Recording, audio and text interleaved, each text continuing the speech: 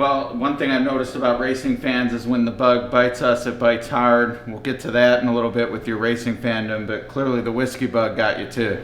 Well, I'm a Kentucky kid through and through. I didn't really start drinking whiskey until I met my wife 7 years ago, and she drank Old Forester and ginger ale, which was very much a local drink of choice then. And I started drinking it when she wasn't looking. I would take a drink and take a little swig of it, and it was I grew to like it. And over time, I started taking the ginger ale out, then the ice, and started drinking whiskey straight, and really enjoyed the taste over time. It took a while to develop a palate and the ability to drink it neat, but once you understand it and learn to tolerate the burn, the initial burn, it's a fantastic drink.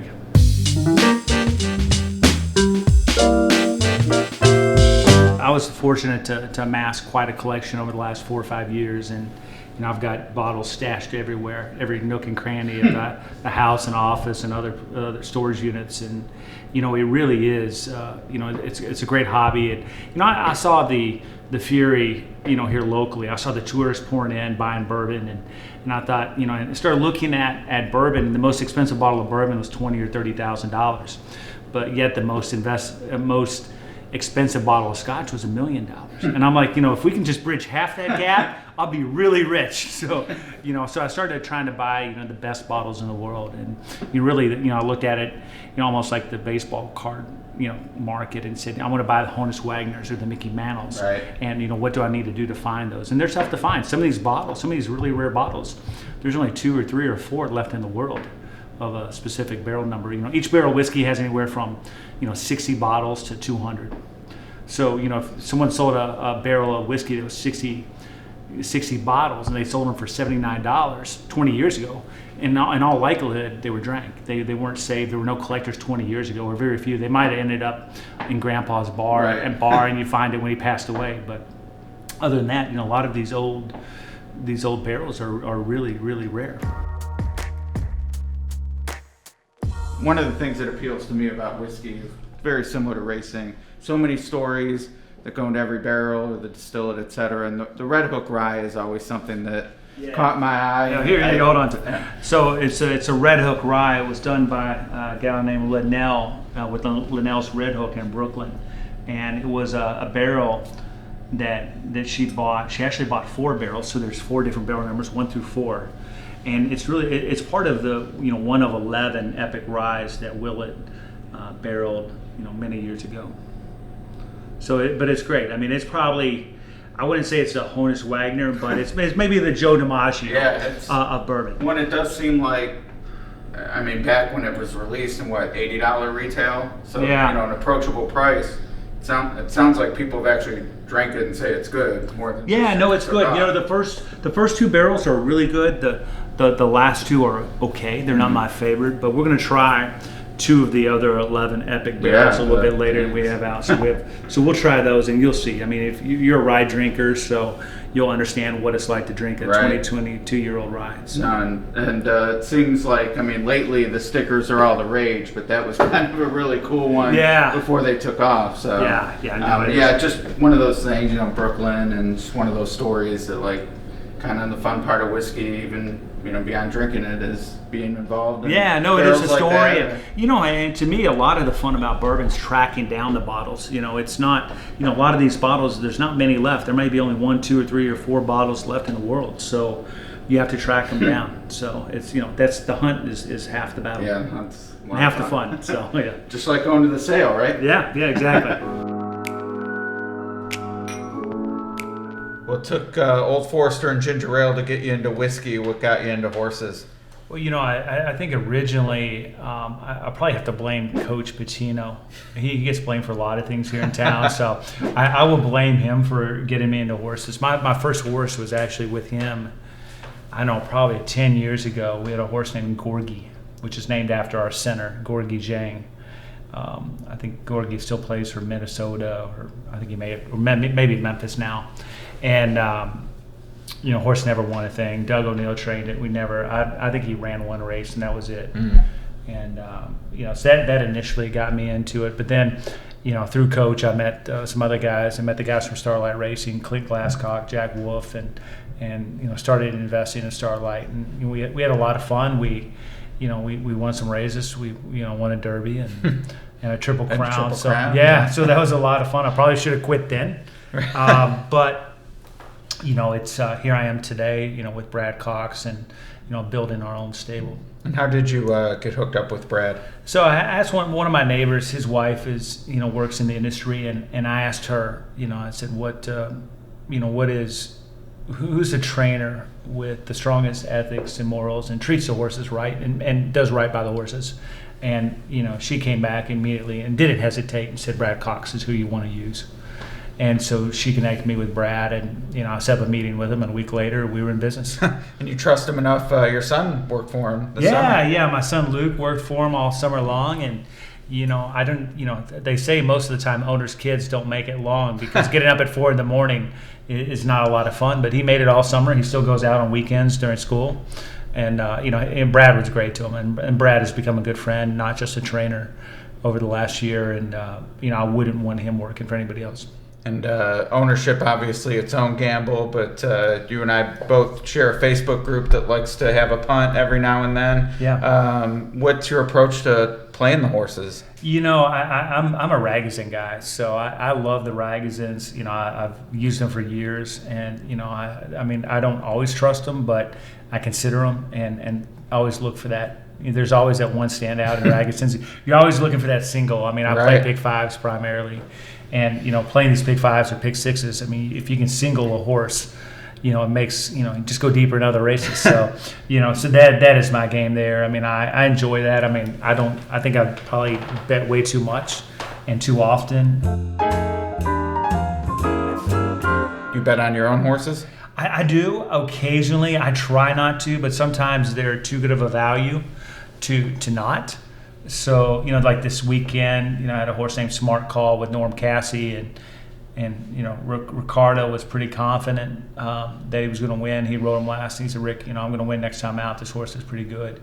And, we got a pretty good value at 6-1. Yeah. We paid $15.40 to win. So you'll take those. That doesn't happen often. Not too bad. And it, almost never happens with Brad Cox. So I have a hard time betting the Brad Cox horses. Right. Because we just don't. Well, I've definitely found Luke's a better tout than Brad. Yeah, sure. Yeah, I know he is. Luke gets all the inside information at the barn, from the vets and the other trainers that are roaming around. So he always seems to have the better info than I do. All right. Well, I did miss Smart Call, admittedly, but I was on Coach, so I was thankful for. But it was 2-1. But you did single them. So. I did single, yeah. Which seemed like one of those races where people didn't trust her for whatever reason, and you even mentioned thoughts about maybe maiden claiming, but now she's a stakes winner. She's just not show it in the morning? No, she hates working out. We joked that we should have named her Iverson because she hates practice. I think, a couple weeks ago she ran, 4:52 or 4:53, and that's not good. And, it drives Brad crazy. Brad is, like a lot of trainers, he wants his horses to work hard all the time and gets upset if they don't. And this horse has never worked. We never thought this horse would be. I would have bet every dollar I had that said she wouldn't be 3 for 3, but here we are today. And I think I don't think we're going to run her in the Goldenrod. I think we're going to put her up and save her for the Oaks Trail. All right. And probably run her back in the Martha Washington at Oaklawn. Okay. Well, this is called Dining with DeRosa, so shall we break bread? Yeah, we should. So we've got some Bar Vetti tonight. It's a restaurant that I'm a partner in down on East Market in Nulu, and our chef is fantastic. We've got a whole variety of food. We got some rigatoni, we got some chicken piccata, we got some bucatini. We got a pizza here that's probably the best pizza in town. It's a Jake's Country Sausage Pizza. Oh. And I don't know if you're familiar with Jake's Country Sausage, but it's a sausage that's made in a gas station in Bardstown. And they deliver it to us, the company's, they've obviously grown out of the gas station, I think, at this point. But they deliver it to us every week, and it's a really nice, spicy pizza. So I think you'll enjoy it. I'm looking forward to it. So let's dig in. Another horse you've had some highs with this year and lows, which comes with racing, is Emro. I know you were excited to run her in the Breeders' Cup juvenile turf race. didn't work out, unfortunately. But no. Sounds like we were really, there's a future still. Yeah, no, we were really excited about having her in the juvenile turf. We really thought we had a chance to win. A really good shot. I think, especially given the weather and the rain we had last week, and the turf may be a little bit slower than it was a month ago. I thought we had a really good chance of running Aunt Pearl down, and we were excited to be there, especially year one. We would not have dreamt of this a year ago. And I know you were at Kentucky Downs when she won. Yeah, right? yeah. And Coach won the same day at Indiana Grand. Yeah, so what was that day like driving down there? Yeah, so we were headed down 65. We were almost to Bowling Green, and one of Brad's buddies was with us, and he was in the back seat. And was it Sean? Yeah, Sean. Okay. Sean was in the back. Big Sean was in the back seat, and he was a couple seconds ahead of us. I'm trying to drive 80 miles an hour and watch a race, which who among us? I mean, it might be legal in Kentucky. I mean, it should be legal, but. Sean was his speed was a couple seconds ahead of us, and we're like, don't tell us what happens. And, about 2/3 of the way through the race, we hear, ha ha. And we're like, oh, that sounds like a good laugh. And then we're watching, and we catch up, and we see Coach pulling away by, 9 lengths, 9 3/4. So that was a big win. And then, an hour later, we're in the winner's circle at Kentucky Downs. So we're pretty confident. Brad, after the race, told me, he's like, we should have been 9-5. And I'm like, well, you should have told me that because we actually I could have made her 9-5. Yeah, I think it was 7.5 to 1 or 7.4 to 1. Yeah. And I did bet it and actually hit the pick 5 that day as well. But it's pretty easy when you can single your own horse and you win. So, right. But no, it was a great win. Obviously a huge purse, and we ran a huge number on a really tough track. And we weren't. Anytime you go to Kentucky Downs, you're just not sure. I mean, if you lose, you don't count it because it's Kentucky Downs. But if you win, you really count it because it's Kentucky Downs. So, no, we were really excited. Unfortunately, she, in her last work, when she was in with Aunt Pearl, she ended up with a non-displaced fracture in her left hind. Her ankle, and she got a couple screws put in that day, and she's going to be out 60 days. But we think she'll be back bigger and stronger. And a lot of the experts think that she's a point of entry, and she'll be stronger as a 3-year-old than she was as a 2-year-old. So we're pretty excited about the future with her. Yeah, you've heard Coach excited about Swill running at the end of the Churchill Downs meeting, like you said, year one, pretty amazing. Yeah, Swill is a big money colt that we own with 10 Strike Racing in a partnership with Clay and Clay Sanders and Marshall Graham from 10 Strike, and we're great partners to have. And we're really excited about that. We think Swill ran a great race last time with Flo on board, and Flo will be back up for us, and we think we have a real shot. You mentioned year one. Part of that really starts before this year, before they get to the races. How'd you put the team together to get you these horses? After I met Brad, he introduced me to Liz. He said, I've got just a bloodstock agent you need. And, we met Liz and spent some time with her. And, she did a fantastic job. Obviously, everybody knows her claim to fame is Monomoy Girl for, was it $80,000 that wins $4.5 million. It was worth millions of dollars, but she did a great job. I mean, we spent a lot of money, but we didn't spend a lot of money per horse. Point of entry filly Emro was $130,000. Coach was $65,000. Both have already made money for us. Right, and worth a lot more than we paid. So no, it's been great. And we came out of the last auction. We bought some horses last week. Again, we bought 4 or 5 horses with her, and so we'll see. Tipton? Yeah, Phasic Tipton. So, we're excited about those, and we'll see what happens.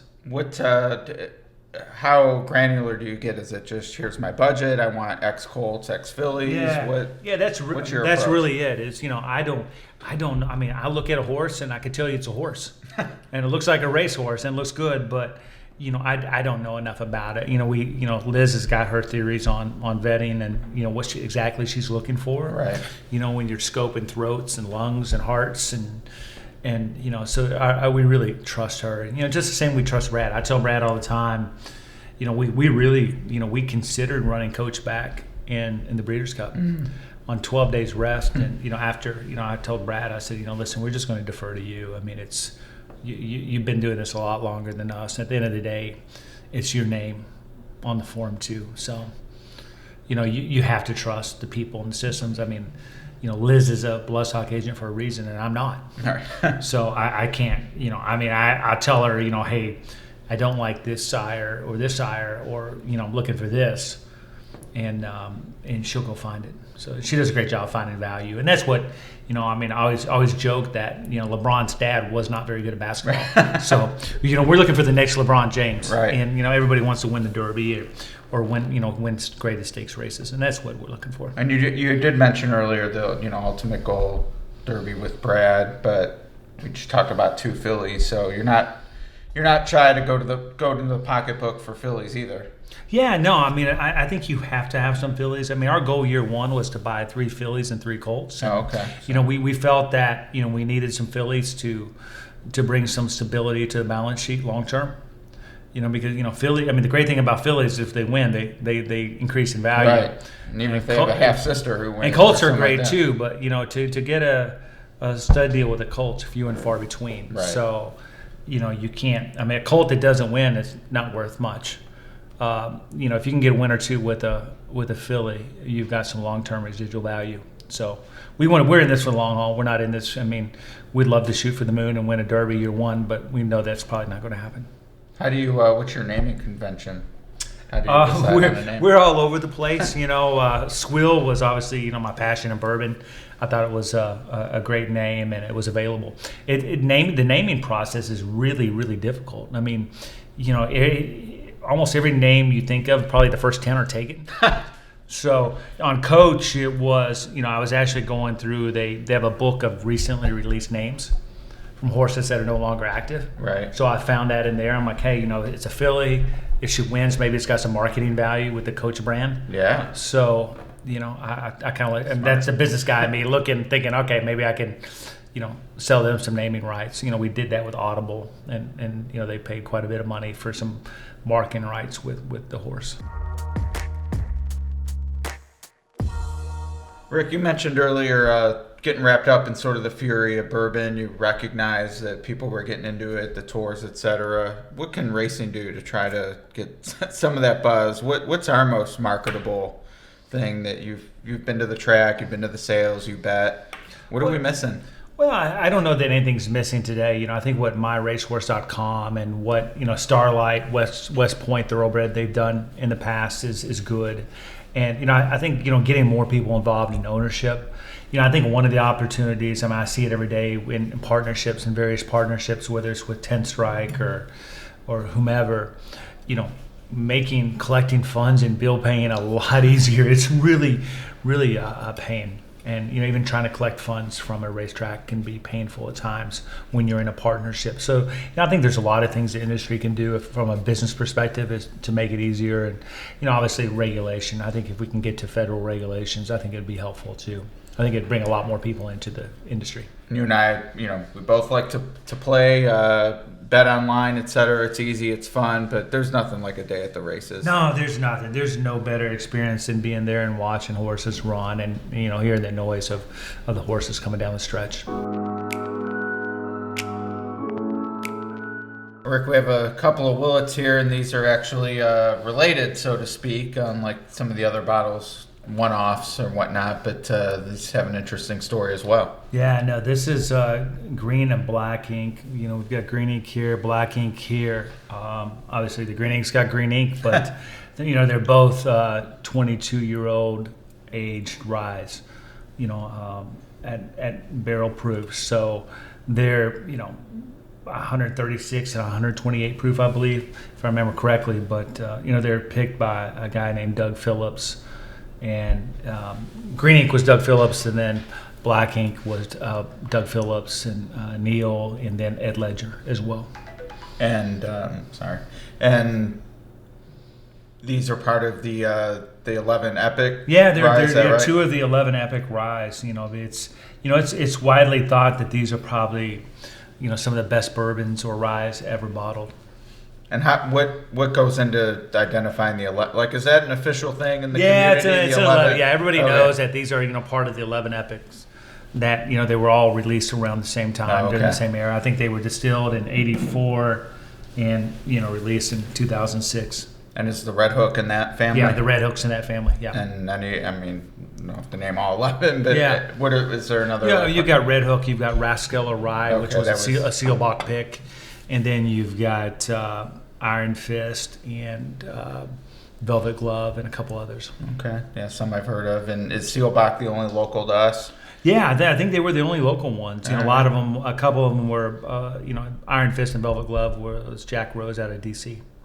Well, this one definitely more heat forward for me. Like that which is surprising. It's lower proof. I think it's 120. No, it's 136 proof. So it's right at the same. It's actually identical proof. So. Okay. Well, that's I mean, the beauty of the aging process and bottling, just same recipe, I'm guessing, but you get such different results. So. Yeah. Same with breeding, I guess. Yeah, exactly. Not every Into Mischief is going to win the Derby. No, unfortunately not. Yeah. Well, cheers. Cheers, yeah. Thank you for the hospitality. You're welcome.